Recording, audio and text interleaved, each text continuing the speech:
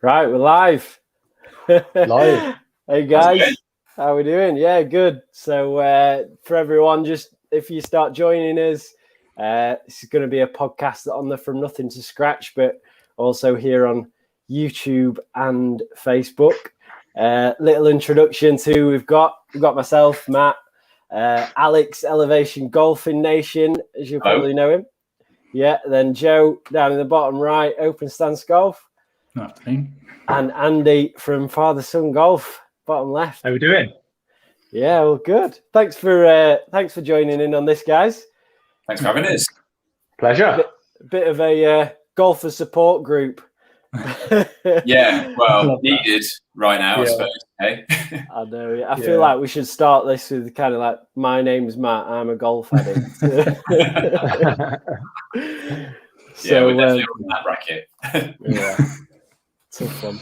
But on that note, how have you guys been coping without the golf? Or I know you've, especially seeing you, Andy, you and Riley, there's still plenty of golf going on there. So how are you two again? It's, I mean, obviously, Instagram's just a snapshot of what's going on, and we'd much rather be out on the course, but we're really lucky to have the facilities that we've got. Even if just before this, we've gone and took the dog a walk and come back, and there's nothing else to do. So my short game needs some work. So just go and do 15 minutes of chipping. Just to be able to do that is really good. But do you know what? Like every weekend, I look out the window and it's the weather's awful. It's really windy here today. It's been raining on and off, and I know I'm desperate to get back out playing, but there is that little bit of me as well. I mean, I'll play in any weather, but I've been looking out the window thinking, do you know what? It's not that bad. Yeah, that's true.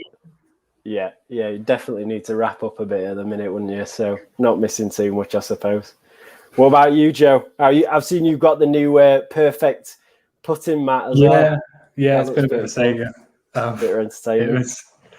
It does the job. I mean, it's literally it's right behind me. It hasn't moved since I got here. Like since lockdown, it just got rolled out, and it's pretty much during the day. Whenever I get like 5 minutes, I just kind of go, I look at it and go, yeah, right, a couple of putts. And do you use it back down? Do you actually use it every day? I haven't got a putting mat at the moment, and it's one of those things I keep thinking I need to sort my life out and get some form of setup going. Alex, I've got the putting green and I've got 2 putting mats. What's going on? Honestly, I'm going to say that's where they've all gone. That's the problem. I'm going to put something out there, Instagram-wise. Obviously, everybody's doing reps in the garden. They're doing putting in the house. My take on lockdown golf has been pretty much zero. I've done a couple of stretches, some stuff with Joe Macro Golf, pretty much zero anything. I thought, take a break. And I quite like the game's absolutely in terrible state when you go back and hit a few terrible shots and then start from there. I know that's the wrong way to look at it, but it's kind of refreshing to have a break, really. I kind of see it, I know we love being out there every week, but it's the chance to just kind of take that break, because sometimes you get so intense with it all.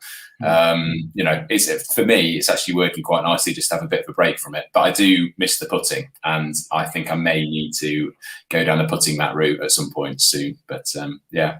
You know what, Alex? You keep that up, because we've got our 3rd game coming up. So I'm happy for you to start back with those shanks again. Well, that's fine with me. The thing is, though, it is 1-1 in our series, but technically, the second game was like a 4-0 victory. So goal difference. Goal difference. Oh, yeah. I'll tell you what, it'd be nice to have this as an actual 4-ball anyway at some point. I think you've all played together. I know, Alex, you've played a few times with I've played. Us, I think, so. Yeah, I think I've played with that. Well, I've played with Andy a number of times, because Andy and I knew each other from before. And but yeah, Joe, have we played twice, Joe? Now is it 3 times? I'm losing track. Yeah. I think it's twice. Yeah, needs to be more. Basically, let's make that football happen at some point. Yeah. We only played once, Alex, because I was thinking we played loads of events where we've been when we were with the RAF, where we went there together. But I think our match last year was actually the first time that I've ever seen you hit a golf ball on course. Well, yeah, that was not That was not a good display. So if we could have one more game, that'd be great, please. I heard the rematch is the day after lockdown. Is that right? That sounds good. We're going to play you on Cleve Hill. That's the deal. Got to take Riley out of his comfort zone onto the hill, get the wind blowing.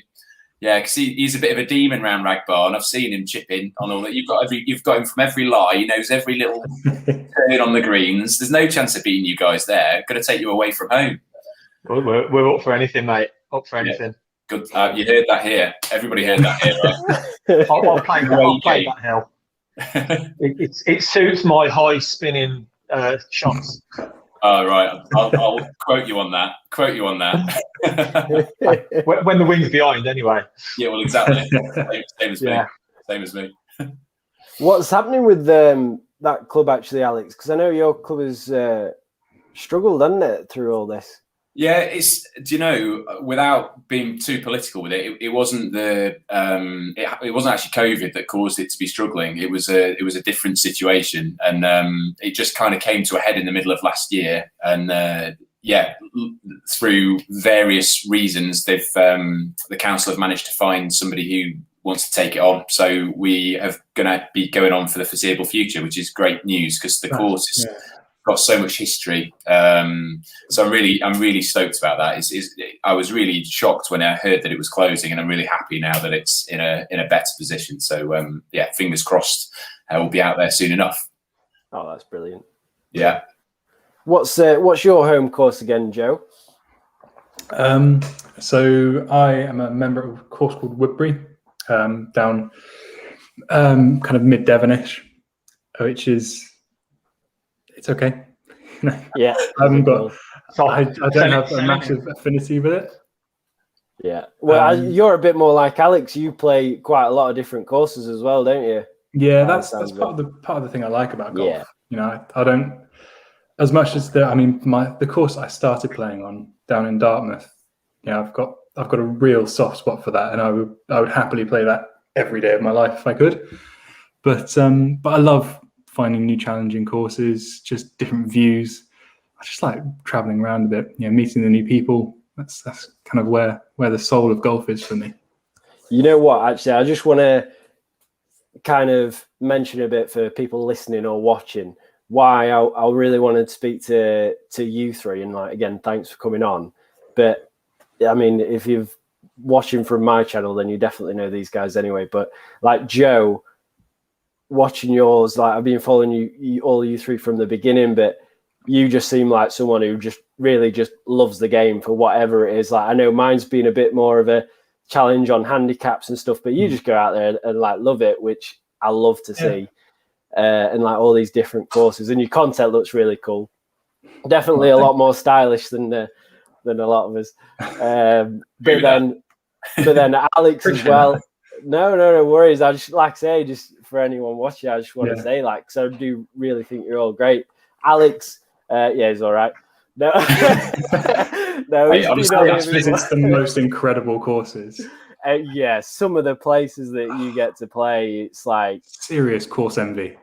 Yeah, there's a reason why some of your posts go viral, because they're just amazing. But, you know, it's the funny thing is, some of the pictures and some of the places that I visit that I think would be places that people would connect with sometimes aren't the places. It's strange, isn't it? You know, and that's just shows how different everybody's opinion of golf is, whether it's equipment or what they get from the game or anything like that. And it's the same with golf courses. What I like is not what everybody else likes. So it's interesting when something goes a bit viral, so to speak, but something goes a bit better, and it might not be something that I was particularly thinking would do, if that makes sense. But just for a moment, there's a video of me at Bangalore Golf Club, and this video probably, when I videoed it on the 4th tee at Bangalore Golf Club, I thought it was just a little bit of content. It might be a story post, and that has been shared probably on 30 pages now. It's got over 1 million views. And it's just a tee shot, but this tee shot happens to be over a car park, and I think it tapped into that fear that we've all got of topping one off the first tee. It happens to be the 4th tee, but with the extra jeopardy of cars parked underneath the tee, which I think is basically tapped in around the world. People have looked at that video and gone, "Yeah, I can imagine me topping it to the bonnet of that BMW just under the tee there." You don't want that thing that people want to see. it's that thing that people want to see though. That's something a bit different because I think that's why like Instagram has been a bit stale recently. Is that you can only see people doing so much in a garden. It is, you know, it may be interesting to us, but eventually it's just right. How many times does, you know, even us in the back garden chipping in? I mean, you know, it's not it just is what it is. It's all we can do at the moment. But people aren't that interested in it. Where I mean, like you said, that tee shot is completely different, and that's kind of what Instagram was, you know, it's there for, you know, to see different things and to be inspired by people's photos or anything else. So I can totally see why that would have gone like that. Yeah. It probably would have gone better if I had actually topped it into the bonnet. Yeah, definitely. For once, I hit a good shot, which probably ruined the video, to be honest. But yeah, you needed your shanks back, mate. Well, I know you can't shank a driver though, apparently. So that's why, you know, I play most of my shots with my driver, including off the fairway. But yeah, no, that's why, to be honest, I haven't posted anywhere near as much through lockdown as well, because I just thought, how many people want to see me, you know, swinging my speed sticks and everything. But then at the same time, like, obviously I was talking a bit about people, and Andy, like you with father-son golf, like, it's actually, like you said, kept me going a little bit watching you and Riley. I mean, from the beginning, it's just, it says it in your name, really, father-son golf. It's a great journey to watch. Like, I've got the same thing with my dad, even at an older age, and I really do like appreciate watching that and, you know, tuning in and just. I never like. I've said this story about 1,000 times, and you know, when I first set it up, I had no idea what Instagram was all about, but it was genuinely just for me to look back on. You know, almost when Riley was on the course, I would hit my drive, and he would then tee it up, and you know, if he's got 100 yards left in on a par four, you know, he would only hit it like 60, 70 yards. Hit his approach shot in and play there, and we sort of kept the score. And I just kept posting the early stuff. I mean, it's not there anymore; it's in the archive. But we just kept the scores, and it was just something to look back on. And that's sort of where the momentum sort of started. And you know, like exactly what you've said there is that just I think people just can relate to it in what we're doing. I mean, I'm really trying not to be, you know, and you do see it in golf where parents are really pushing their kids hard to do something in the game. But I'm firmly in the mindset that, you know, just creating the opportunities, going out, having fun. Riley's going to learn loads more like that than being drilled day in, day out. Like he wants to go out and hit shots, but I think people would rather just see us going out having a laugh, and that's sort of keeping us true to what we are as well, which is and it's always nice to hear you know, people say that. So I appreciate it. Thank you. No, yeah, brilliant. And like I say, it's just having fun with the game, isn't it? Like all this, you know, I think Instagram also, in my opinion, has contributed to that bit of fun. You know, the little challenges people do between each other. I mean, meeting you guys, even if it's just like this for now. But yeah, I think it's a great environment. As much as there's some bad things on like social media, there's some brilliant stuff with it. Like the community. I'm sure you guys have found the same, but the support is quite surprising, I think, at times. Well, Joe, have you would you class yourself as an Instagrammer or are you a YouTuber? Which would you say you would? Because obviously it's a different community in some regards, and I've only done Instagram really, and I agree with what Matt said. You know, I think it's a great place. There's cool people doing different things. There's junior golfers, there's lady golfers, there's travelers, there's kit people, but YouTube is a bit of a different beast, and I know you've done YouTube stuff. I mean, which do you class yourself as? Is it YouTube or is it Insta, or a bit of both?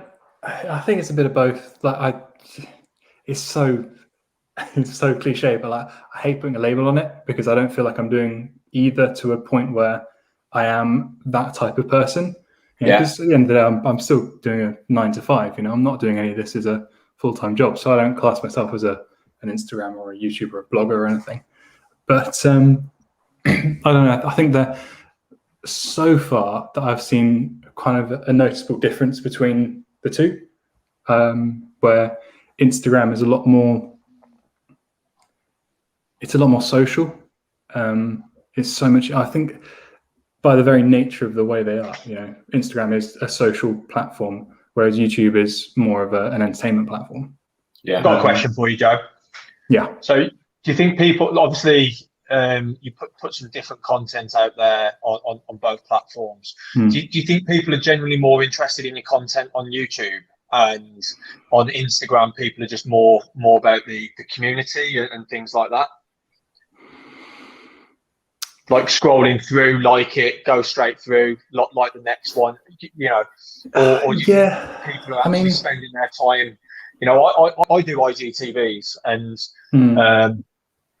I mean, some of them do really well. Like the little challenges do really well, but anytime that we do something like a little bit more, like they just don't gather traction. And I think it's because by virtue of the name, people just want that quick hit on Instagram, where with what you're doing in the course vlogs and things like that, obviously YouTube's the better space for that. Do you agree? Oh, absolutely. I mean, YouTube, I don't know if this is the wrong thing to say, but I think YouTube is going to soon oust just normal TV, because I mean, Andy, I'm sure with kids you probably know that like kids don't watch normal TV anymore. They don't sit down, turn on channel 2 after school kind of thing. They'll be on Netflix or YouTube or anything like that. So I think YouTube, you go there with the intention to watch something, to sit down and spend a period of your time actually engaging with a piece of content, whereas Instagram, TikTok, things like that, they're just a quick fix. You can quite easily scroll through, even comment. It takes 10 seconds to comment, and then you're on to the next thing. So yeah, I think you're right. I think the Instagram really tried, or is still trying, to hack into that side of YouTube, but I just don't think it's ever going to be there. No. Which is why I spread myself across both, and why I've never really tried to bring the YouTube stuff across to Instagram. I agree, and I think I go to YouTube for a completely different thing. I do use both platforms, but I'm going to Instagram. I'm looking for engaging stuff that inspires you, but like you say, it might be 20 or 30 photographs in 5 minutes that I've got a feel for a place, or got some information about something. Whereas YouTube, I'll go and search for one 20-minute video and I'll watch it all. Whether it's about a course or about historical event or whatever it is, it's one video, maybe 2, and I'll watch it in total, which is quite a big bit of time for one bit of content. But that's, to me, is a completely different model, and that's why I asked which one you feel. But I've been seeing your photographs recently, Joe. Obviously, your drone stuff. It's all visual stuff, and that's that's both platforms, so it's hard to delineate which one you are. Yeah, I mean, the photos and stuff has kind of been born more out of pretty much off the back of what Andy said. Like I'm currently in a flat. I'm living down here with my girlfriend, and I can't really, other than putting, which, let's face it, there's only so much you can do with that. There's not a whole lot of content I can actually make. Yeah. But I'm quite lucky in the sense that I am about 20 minutes away from about 10 different golf courses. Yeah. And it got to a point where, when the weather was nicer, I had my drone, which I'm a little bit addicted to. And I just went, let's go for a walk. My girlfriend wanted to go for a walk on a golf course. And I can take some photos, even though it's not, there's no flags, there's no tee boxes or tee markers or anything. But it's still, I just thought it was quite a cool little experiment to see how it all went. I suppose that's because what we've all done here really is we've just kind of documented things, haven't we? And like you said, you've got a 9 to 5 as well, Joe, and all of us, this isn't like it's our, main thing, but I also find it just so amazing in some ways how, especially like with you, Andy, and stuff, now you've grown so much, how much attention you can actually get. Like Alex was talking about putting on channel 2 and things. Now people go to YouTube and just like having a video that's got 1,000 views, like 1,000 people have watched you. Like, I know it probably sounds really old or something, but it's crazy how you can get out there now. And and people are, even just that amount of people, say 1,000 people, are so interested in what you got to, in what you're showing them in your life, I suppose. It's crazy, and the opportunities that they sort of lead to, and Alex, I know you've done writing and been able to go to some courses. I mean, it's hard work. It's it's been 4 years, and like nothing comes easy, does it? And I've found some shortcuts to make things a little bit easier, but I've still got 5 years left to serve in the Air Force, but I'm really starting to see that. I'd love to work in the golf industry in something like that, and the opportunities that start coming. I mean, what me and Riley got planned for this year, if it comes off, is just like crazy. To be able to give Riley those opportunities as a dad is just unreal. And the only way that I could have done that is probably, just not spending a penny and just dedicating every penny I've got to doing that with Riley. And obviously I've got a daughter, and I want to make sure that I'm devoting as much time to her at the same time. So for me, it's just been unbelievable, and I'm looking forward to where the journey just keeps taking us, to be honest. Yeah, like I say, it's great to watch, and yours is such a personable one as well. So how's Riley finding it anyway? Is he managing to cope away from the golf course for a little while practicing? I think so. Like being at home's been tricky. I mean, I can go and get him if you want. I'll pull him in. He can tell you himself. But I'll tell you, like homeschooling and all that, and working and being stuck in this house, it's not been easy. I don't know how you guys have found like just being stuck at home, but Riley's just a happy kid. He's on his Xbox. He like you're saying about YouTube, like I think he's watched all of Mr. Beast and all that. So it's been good, and we've got ourselves out, kept ourselves fit, just routine really. Just typical military dad. Like we try and hit these things, and like do the same with my daughter, and go out for a walk at this time, and that way you don't waste the day just sort of sat there. So it's been all right. Yeah, good. I know obviously Alex, you've got kids as well, so I can't imagine at this stage it must have been a bit difficult. Well, me and Joe are all right. We're in our apartments with his girlfriends. That's about it. I've actually seen both of you post where you're sitting with your feet up, with the TV on, with an episode or the scratch TV on, and I'm thinking, nice bit of coffee, going, and I'm thinking, yeah, that is not the reality in this house. You've had a newborn as well, haven't you, recently? Congratulations again. 3.5 months old, so Daisy's 3.5 months, and my eldest is 4.5 years.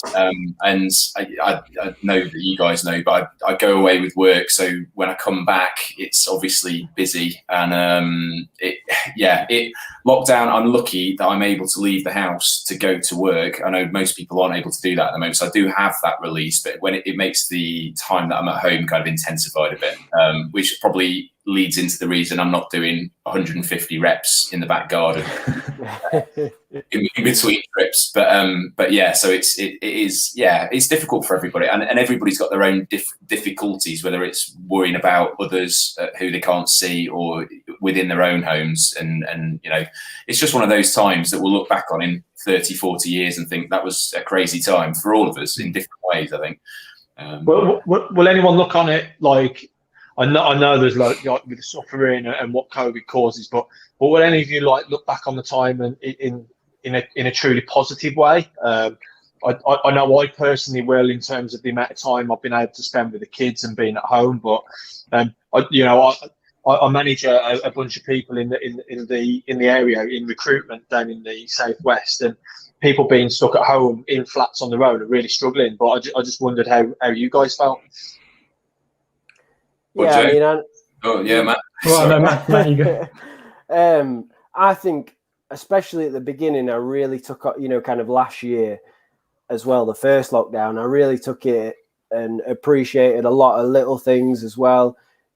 Just walks, like everyone said, and appreciated the things that maybe you'd missed.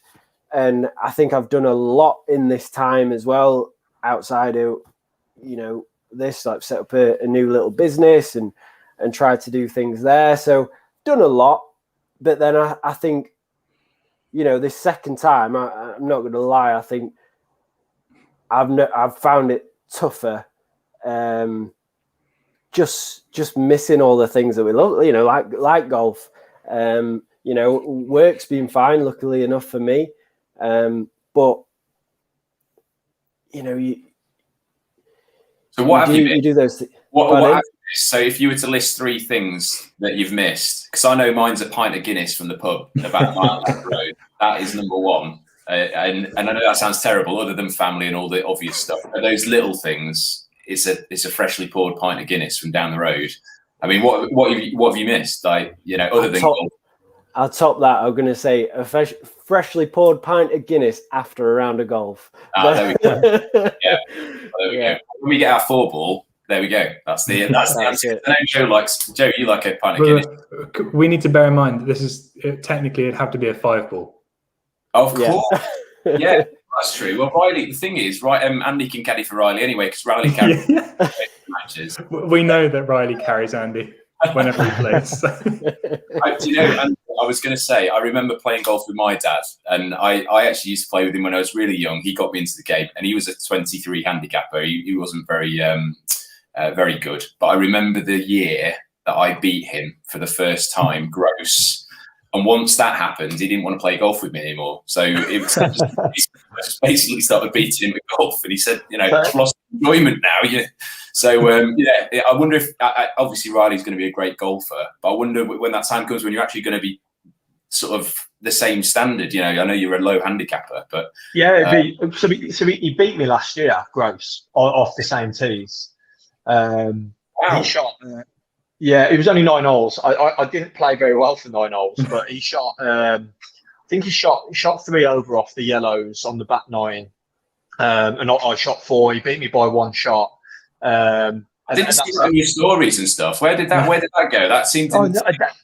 No, I definitely posted it. I think that one slipped quite quickly to the side, didn't it? It's a typical thing where you've just liked and scrolled and people don't read the caption.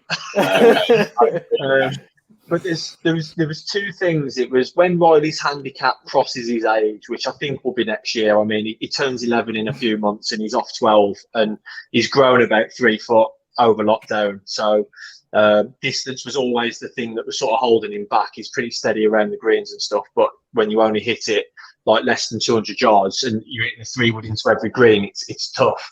So that will probably end up happening next year, and then the next one is when our handicaps sort of swap over. So if they ever do, I could turn the screw. And that is big talk. He's looking pretty good from what I can see with that swing. So if you're going to hold him at bay, it's going to be a good effort, I reckon. I genuinely can't wait to see, to get back out there and just see the difference, because like I said, I mean, he's genuinely grown since November about 3 inches, and his clubs don't fit anymore. He's gone into 7.5 shoes. He was size 6 a few months ago. It's like Jesus. It's literally like watching the Hulk transform.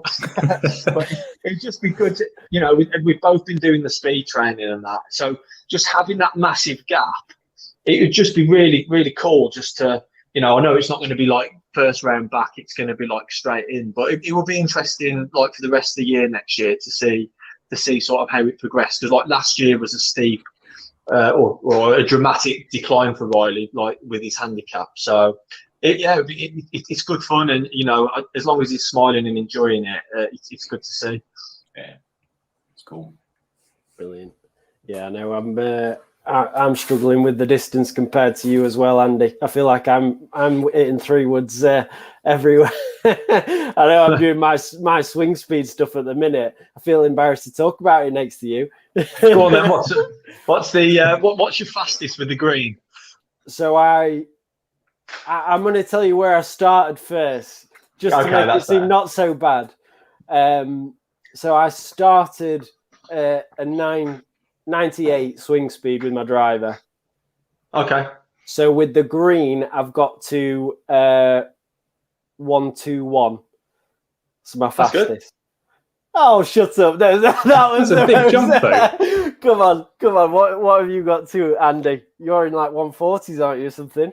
I've got 143 with the green, and then driver speed. To be honest, I was going to do it this weekend, but I've been on. To be honest, I do love all the speed training. I think it's really good, and it does just unlock because it's meant to be more sort of focused around like your neurological sort of advancement as well, rather than just physical. It just sort of, that's why you get such a quick change early on. Did you see that you got fast quite quick, and then it sort of plateaus out, and it's just your body learning to go fast. But I'm kind of addicted to like anaerobic and like getting on a bike and just absolutely beasting myself. I used to do a lot of indoor rowing and like really trying to push the body like as hard as I can, and I just can't stop myself doing that. So if I go on a run, I'm trying to go as fast as I can, and I've been getting on the bike, and I've done it this week, and my body's in bits. And so I was gonna do the driver speed this weekend, but I've ended up spending an hour just stretching myself all around the front room. So I may give it a swing tomorrow and see where we're at, but should be around the low 120s. I'd expect. We'll see. Yeah. Like I say, a lot better than mine anyway, your top stuff. So I've got some catching up to do there. I do have long arms and that, so it kind of helps when you've got the levers. Well, so do I. I've also got concave. So that's I'm quite muscles you've got, mate, to make those things swing as quickly as you do. But yeah, it's fun. Would you do it, Alex? Do you know, I really would. It's one of those things that I've never been. People say, you know, what's your smash factor? Do you know what you launched it with your new set of? I honestly, I basically pitch up, throw a ball down, and if it's a good round, it's a good round. If it's not, it's not. Technically, with clubs and stuff, I have been so lax for so long. The first time I've ever got fitted for a set of irons was about 5 or 6 months ago. I've always just bought them from eBay, 150 quid, you know, and that's how I've played golf. And obviously that is not the way to do it in the modern day. So I think, yes, I would be interested in looking at it. But to date, I've no idea what my driver swing speed is. I've got no idea. I within 5 or 10 miles an hour. I presume, Matt, it's probably similar to where you've got to now, I think, from our games the other. Yeah, we were about the same distance, weren't we? Yeah, we're somewhere around. I'm hitting it about 265, 270 with my driver. You know, I don't hit it miles, but yeah, I would be interested to see if it's. So I like pushing myself with whatever it is. It's just I've never done it using numbers with golf. It's always been other sorts of targets. But yeah, no. Would you do it, Joe? Oh yeah, but our problem is I'm very much like you, Andy. Like I'd probably do myself an injury trying to push myself too hard. Yeah, I'm just too competitive, and I know that. I mean, I did quite a lot of competitive sports. Rowing was my thing, so I'm quite used to pushing myself. And I feel like I go down a bad route with that, and because I'm not my game. I'm not overly worried about distance. You know, I'm not there trying to be a low handicapper. If it happens, great. But I'm quite happy plodding along where I am. I think for me it's more about technique, and then I can start working on the speed. You know what? I early on a little tip I got off you, Joe, was playing with like half a bag. I know it's a thing maybe a lot of people have tried, but I remember that. Yeah, and that, at the time as well, because it was early on. I thought that was brilliant, just getting a feel for it, and also.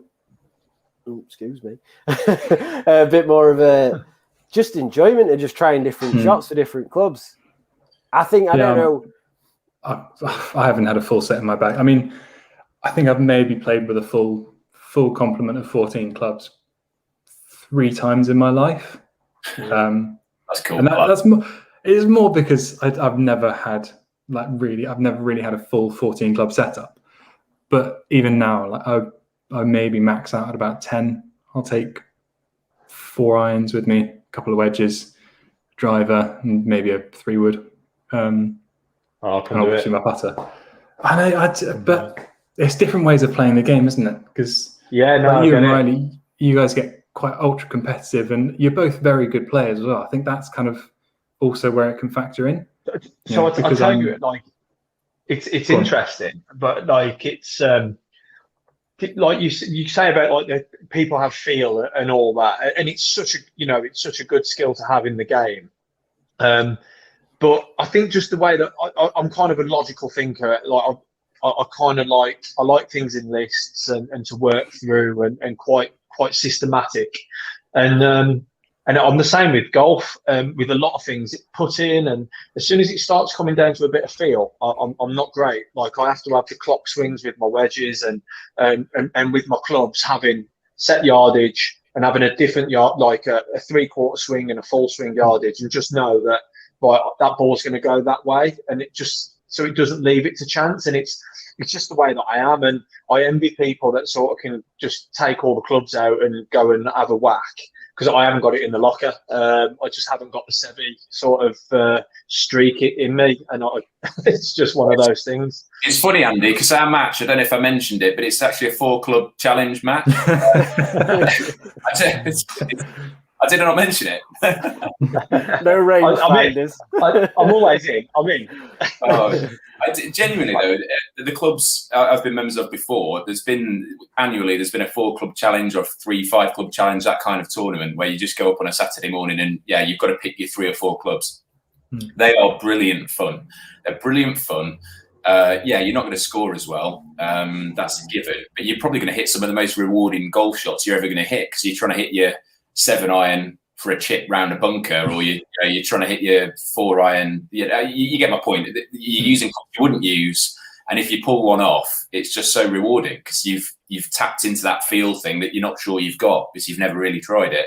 I really like that way of looking at it, Joe. I think, and it's especially for me traveling, because at the moment I carry a full set when I travel. Why do I do that? I don't really know. I think it's probably a safety blanket about not knowing the course, and maybe not sort of knowing which clubs I might need. So being able to make a selection before I travel is a bit. That's why I do that. But actually, maybe I should just cut loose and take half a bag and just see how it goes. I think there's definitely logic to that, though. I mean, I play half a set when I go to my home course because I know that there are some clubs I'm never going to touch in my bag around that course because I've played it X amount of times and I know pretty well how I'm going to play it. So I can guarantee that I would probably only need 8 or 9 clubs.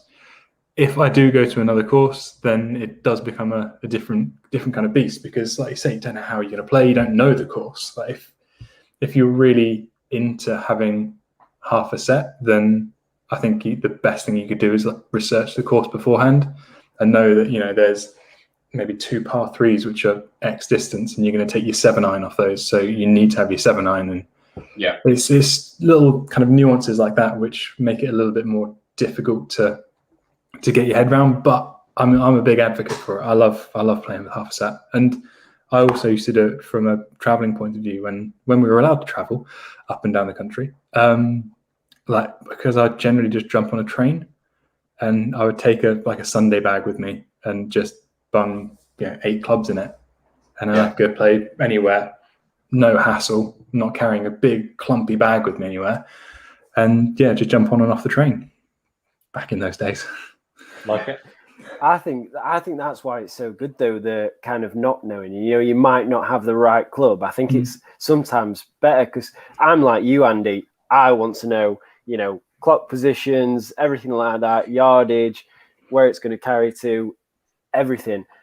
But that's also why I love doing what Joe does, because then you've not got that safety net of knowing everything. So you've got to kind of get a little bit creative. And because sometimes, sometimes it's great having all the yardages and knowing every position, but sometimes you've got to try and pull a shot off occasionally, especially if it's match play, which is another thing I like. I love playing match play. I think nearly every time I'm playing a match. So even if it's me and Riley playing against each other, or you know, we're so lucky at the club where like we've got such a good junior setup. Like most of the time, we're just out like dads versus kids or something like that.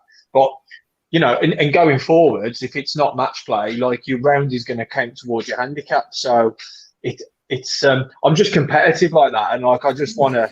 You know, I want to every time I go out on the golf course, I want to score the lowest I can. So if I need a 7-iron on a club on a hole and I haven't got it, I'd be devastated. Yeah. Okay. From taking this completely off on a different tangent. From the mental side of things, when you don't score, I know that you're having come from quite high performance sports yourself, Andy.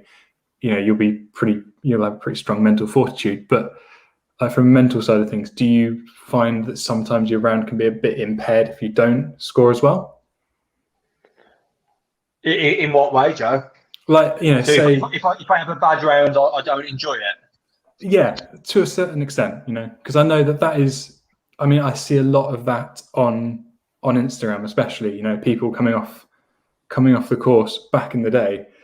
And, you know, golf sucks. Yeah, I shot 3 over my handicap and lost the match or whatever. And I don't like that side of golf, to be completely honest. And it bothers me when I see that. And, you know, I get that, again, you know, people are competitive and take it quite seriously. But, yeah, I don't know. It's just not the way I play. So I'm interested to hear the other side of it. Can I just say something?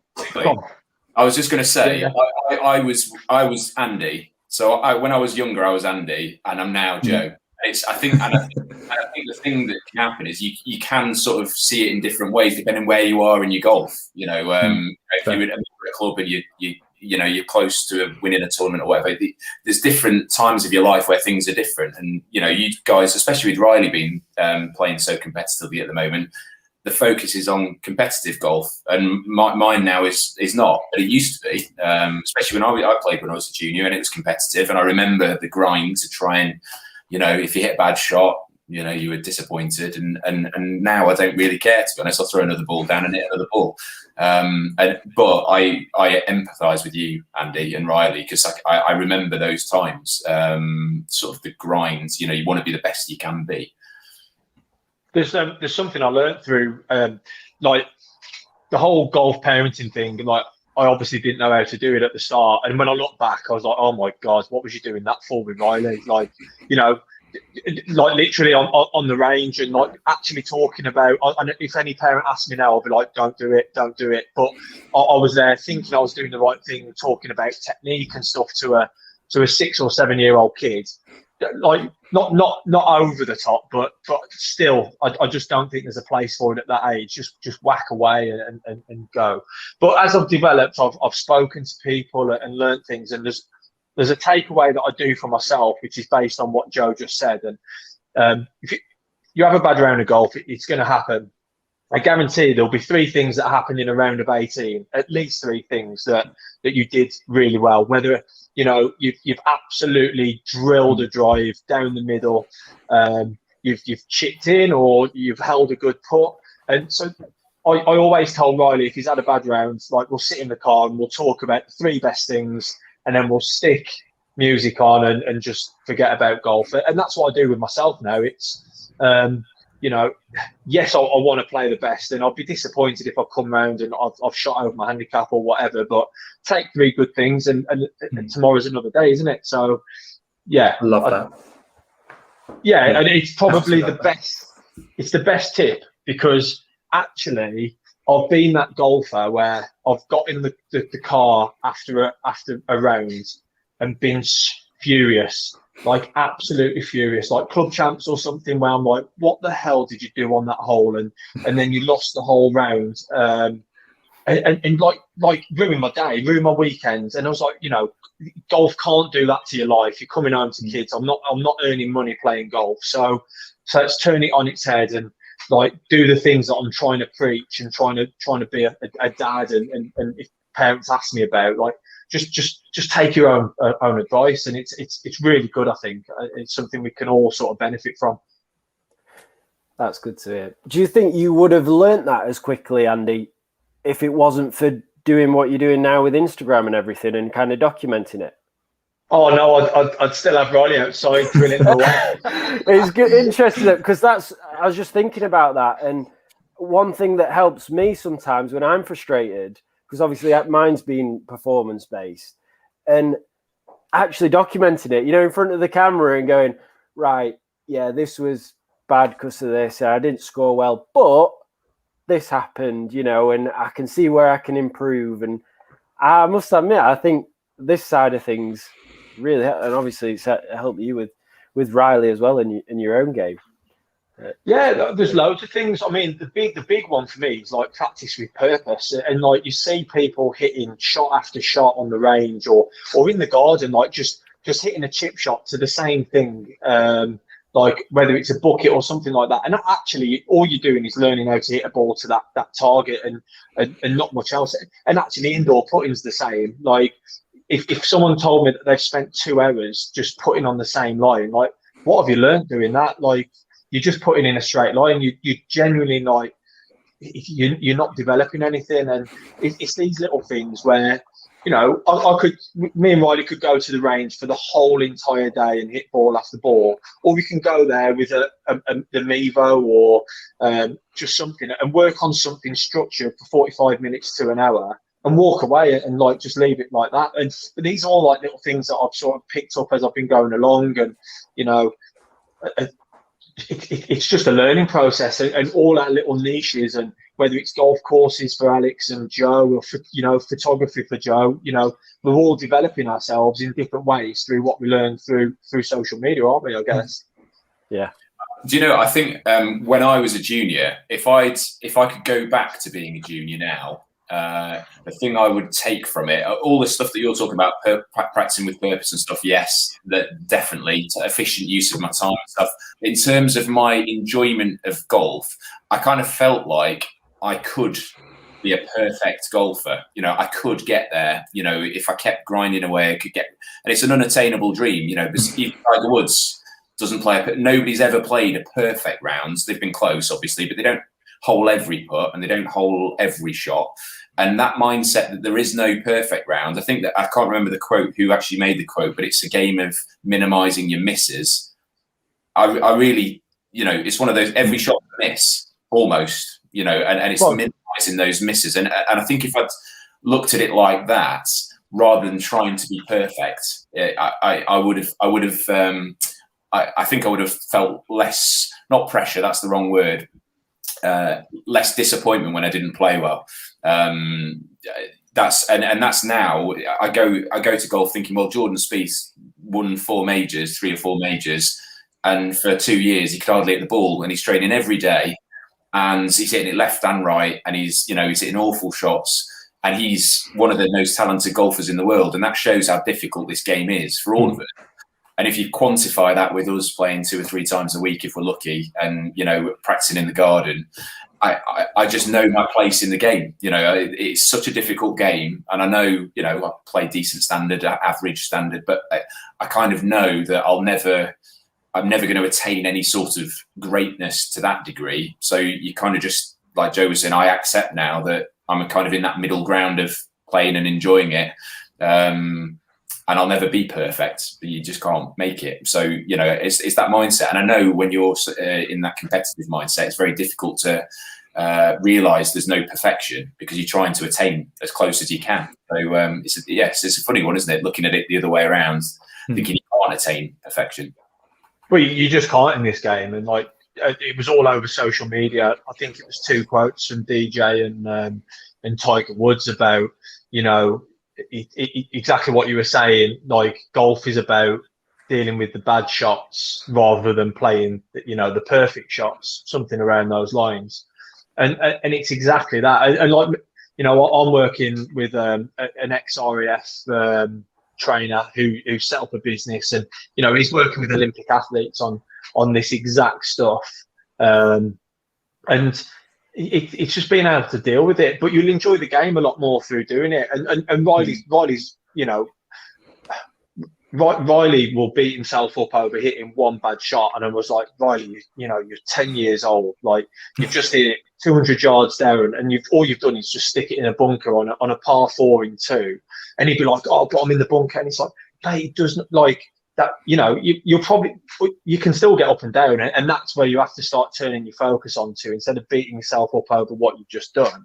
It's then just go through your process on the next one. But it's really easy to say it, and actually doing it is a different story. And I think that's the difference between the really good golfer and go on, Joe. I was just gonna say, a lot of it comes down to experience, doesn't it? You go through, like we've all done it. You go through the times when you beat yourself up, or you harden yourself for one reason or another, and then you get perspective, and suddenly, you realise that me and Alex, we don't play competitively, so there's no point in beating ourselves up. And Andy, you see the other side of it, and even though you play competitively, you're basically a role model to Riley. So you have to show him what it's like and how to deal with these things. And I think it's a poison chalice, really, because you'll only really ever get to that point when you know how to get through it and you know what's on the other side. So yeah, it's got to become a whole lot of experience before you can really see that, I think. And that's a big problem, isn't it? Like having a toolkit of being able to, like sometimes experience works in the opposite way though, and you see that with Riley, is that he, nothing phases Riley around the greens, like whether there's water behind, he'll just flop it up, or you may not always play a good shot. I know on Instagram it looks like he's always like stiffing it, but that's not the case. The reality is that he's more comfy in the bunker than I am on my sofa, so don't give me that.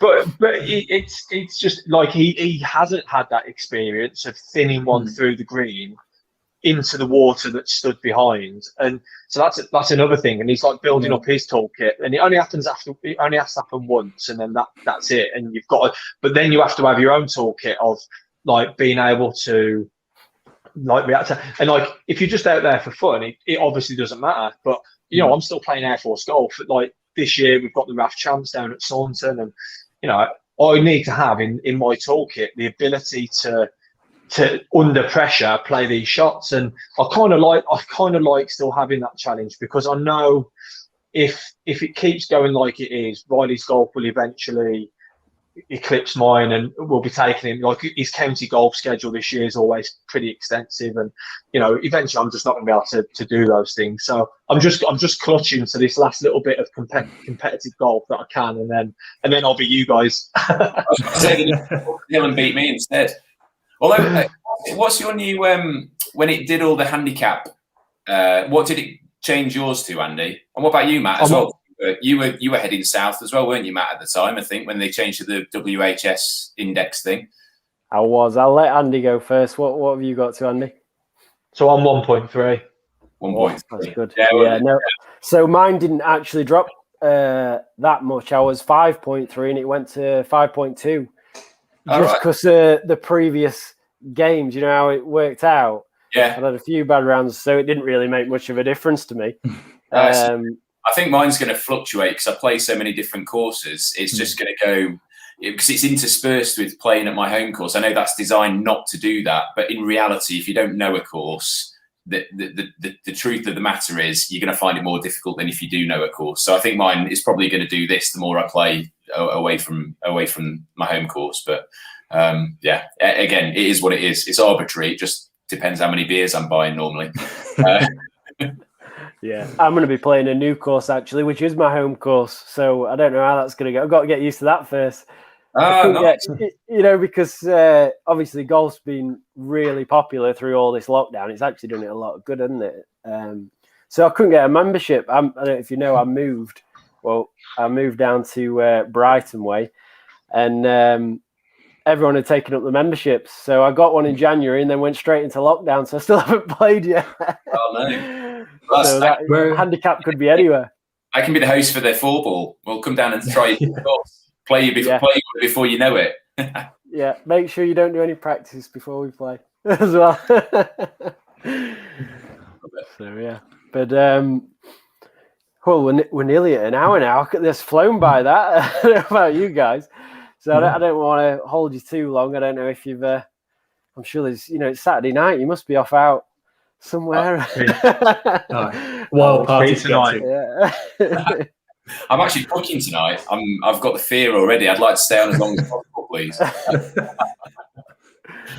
Pizza Saturday night takeaway tonight. Anton Deck. That's what it's all about. Nice. Oh, lovely. Fair one. I'm making a tapas tonight. It's my girlfriend's fiance now. Her birthday tomorrow. So I've got to cook a big tapas. So pressure's on me as well. Should keep this going another hour. Let's compare notes on how it goes. Yeah, we're all in bed with food poisoning tomorrow morning. Yeah. So, cool. yeah, but I'll try and sum it up there. But thanks, guys, again for joining. And obviously, like I said, I've been following all of you since starting, and I do genuinely enjoy watching you and hearing from you. So, thanks for coming on here. Thanks. Good chat. Yeah, it's been good to chat. Thanks, guys. Yeah. Nice to see you. Good to see you all. Look forward to the 4 more. Yeah, see you on the fairways soon. Definitely. Thanks again.